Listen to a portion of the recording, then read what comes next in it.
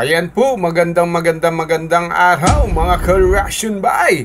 Ito po no, meron na naman po tayong mga bagong pag-uusapan at bagong mga balita tungkol po ito kay Vice President Sara Duterte. Meron na naman pong nagreklamo, naghahain po ng kaso sa kanya. Ayan, yan si General Viewpoint, siya po ang magsasabi sa bidyong ito.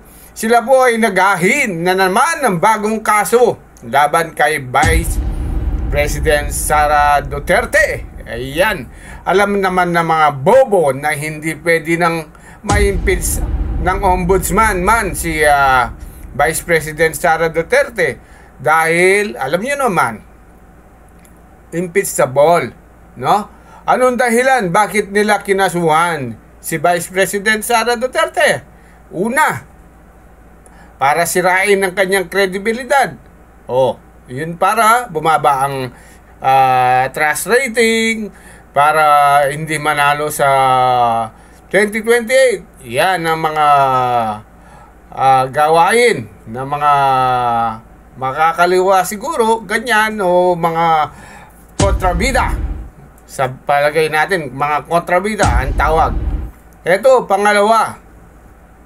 Ito siguro para sa mga nag-file, no, ng kaso para ma-impress nila ang media. Kasi alam naman nila, wala naman sila magagawa eh. Ilang taon na bang kinakasuhan si VP Sara? Hanggang ngayon wala pa. Di ba? So, hindi na nila alam ang gagawin nila ng mga kumag kung ano ang dapat gawin para sirain si VP Sara. Dahil nangangamba, di ba? Nangangamba sila sa pagdating ng 2028, no? At ito, mga ka-DDS, alaman naman natin, no?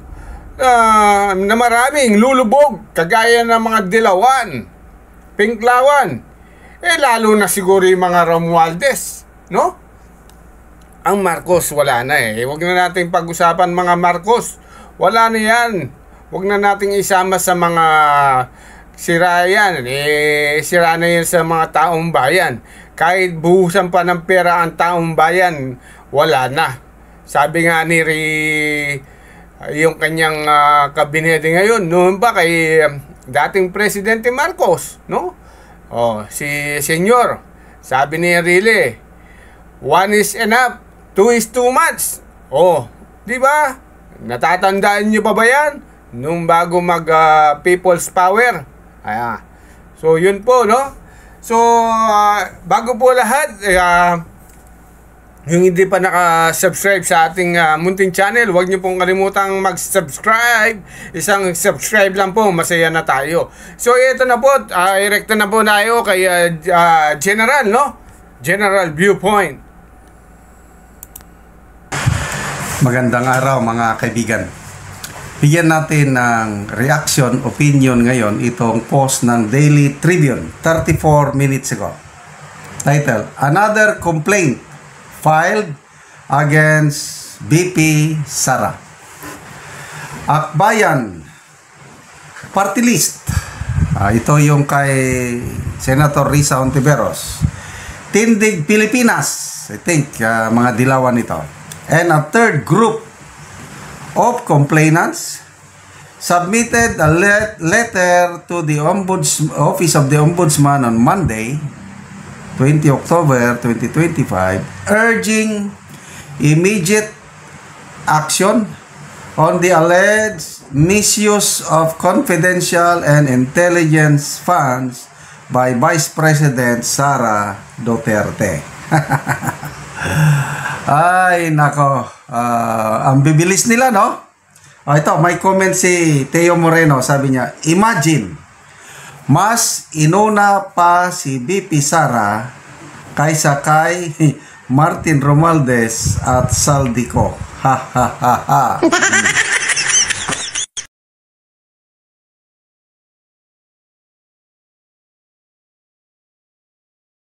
Yan, sino ang magaling dyan? So, ano bang masasabi nyo dyan? Di ba? Trilyon ang nawawala, mga kinurap ng taong bayan, ng mga opisyal. Ibig sabihin, burado na lahat yung ninakaw na trilyon. Trilyon. Di ba? Yan ang nakakatawa dito sa ating bansa. Kung sino yung mga nagnakaw ng malaki, ganun din. So, ibig sabihin, palagay ko, pare-parehas ang mga yan. Kaya ganyan. Ayaw na lang tirahin yung mga magnanakaw kasi baka sila ganyan din ba? Yan ang tanong. Yan ang mga tanong din ng mga taong bayan. Yung mga haka-haka nila. Oh. Di ba? Bakit? Bakit si Inday Sara? Alam naman nila na sa COA, wala. Okay ang may clearance siya sa COA. Ano pang hinahanap nila? Ba't hindi habulin yung mga trilyon-trilyon? Oh, talaga ba naman ang politika dito sa ating bansa? Hindi na talaga magbabago. Yung pala yung gusto nila, di ganyan na. Politika bakbakan. Kaya nga pala sinabi ni Vice President Sara, hindi pa umpisa ang bloodbath. Umpisa pa lang yan, no? Wala pa yung bloodbath no? So, tingnan natin kung hanggang saan makakarating yung mga, lalo na sina grupo na ni Risa Hontiveros na wala ring sabi nga ni Inday Sara doon sa kanyang nung in-interview sila sa hindi interview, parang hearing, no? Naka-resource person pa siya noon na wala daw siyang utang na loob si Risa Hontiveros. Isipin mo, kung talagang hindi totoo yung sinasabi ni Manang Inday Sara, sasabihin mo yan sa harap ng public? Diba? Ibig sabihin yan, totoo. Hindi ka mukha ng iba dyan. Wala man sinasabi, hindi man. Dapat mag-react sila. Wala totoo naman talaga sigurado na walang utang na loob. Ganun pala talaga. Isipin mo, nagpatulong ka sa tatay ni Inday Sara para manalo ka senador. Pagkatapos nun, kinalaban mo. Oh. Kaya tama si Inday Mula nung midterm election, wala po siya talagang gustong i-endorse. Hanggat maaari na umahabol politician na una sa mga senador o sa mga iba pang kagaya mga congressman.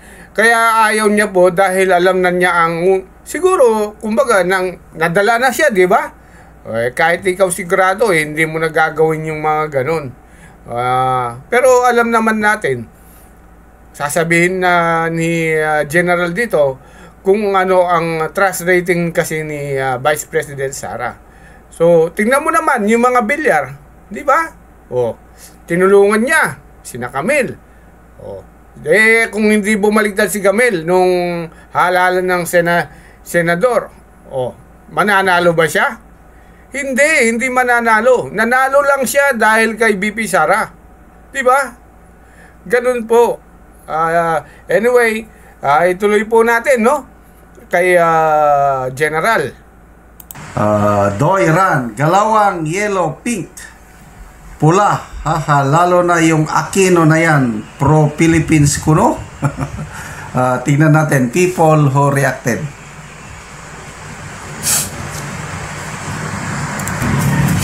Ito, 8,700 people nag-react, 7,300 ang tumatawa, 900 ang galit, 373 lang ang nag-like. So makita nyo, sentiment ng taong bayan wala sa kanila. Tinatawanan lang galit. So ito, A.B. Hugalbot, which part of an impeachable official cannot be prosecuted by the ombudsman does these idiots do not understand? I don't know kung may kung naintindihan ba nila yung Ombudsman Act. Mismo na si Former Ombudsman Samuel Martires, sabi niya, hintayin niyo muna na hindi na Vice President yung tao bago niyo sampahan ng kaso. Reaksyon ito ni former Ombudsman Martires, yung pronouncement ng bagong ombudsman, si dati DOJ Remulla, na bubusisihin daw ang mga SALN, mga confidential funds. Very clear sa Ombudsman Act na ang ombudsman hindi niya pwedeng kasuhan ang isang impeachable official. Very clear. Ang ombudsman pwede lang siyang mag-investigate in aid of an impeachment case. Example, sa ngayon kasi, walang impeachment case nga na isampa kay BP Sara dahil dineclare na ng Supreme Court na unconstitutional yung ipinail nila nung February. Maghintay ng 1 year. So itong mga nagre-reklamong ito, I don't know kung naintindihan nila o parang ano lang sa media blitz nila na galit sila sa BP, dapat sampahan, ganun. Hintay nila February 6, 2025 at may magsampa ng impeachment case kay BP Sara. Yun. Pag may naisampa, pwede nang makagalaw ang ombudsman tutulong sa pag-investigate. Yun ang pagkakaintindi ko. As of now, wala talaga ito. Parang, siguro, parte ito ng united effort para sirain ang image ni BP Sara.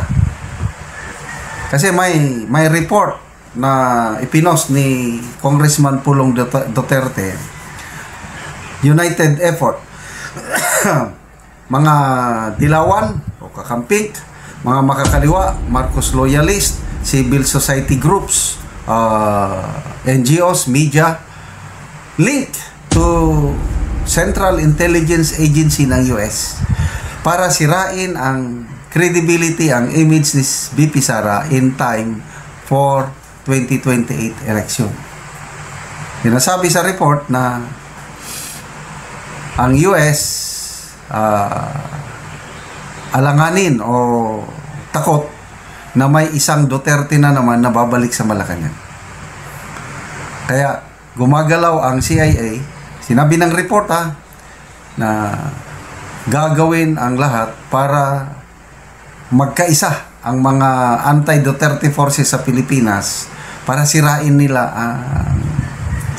ang credibility. But tingnan nyo, kahit anong ginagawa nilang paninira, more than 2 years na ito na demolition job, wala pa rin lalong tumitibay si BP Sara.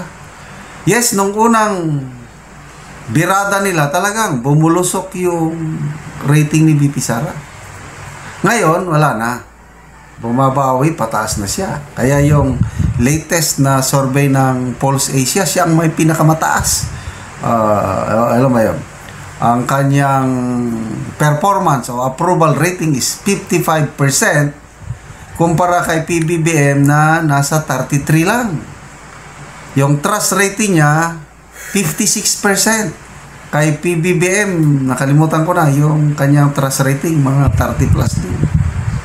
Kaya pati mismo itong si Mr. Ramon Tulfo, naghihinanakit o malungkot na ang mga tao daw hindi nag-iisip bakit binigyan ng mataas na rating itong si BP Sara na hindi naman daw siya karapat-dapat na makakuha ng mataas na rating.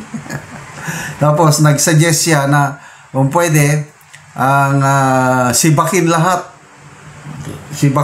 ang public relations team ng Pangulong Marcos dahil hindi sila marunong. Kasi nga bumubulusok yung trust approval rating ni PBBM samantalang si BP Sara wala siyang sariling PR team siyang patas. Hindi mo kasi kailangan ng PR team kung ikaw mismo na opisyal ng gobyerno may makarelate o may charisma ka sa taong bayan. Yan ang wala sa Pangulo, wala siyang karisma. Kaya mismo doon sa Manay, Davao Oriental na pinunta niya, sinigawan siya doon ng Sara, Sara, Sara. O yun, nagalit tuloy si Ramon Tulfo, tinawag niyang posaka o mga uneducated ang taga Manay. Okay, salamat mga kaibigan sa inyong pagsubaybay sa ating channel.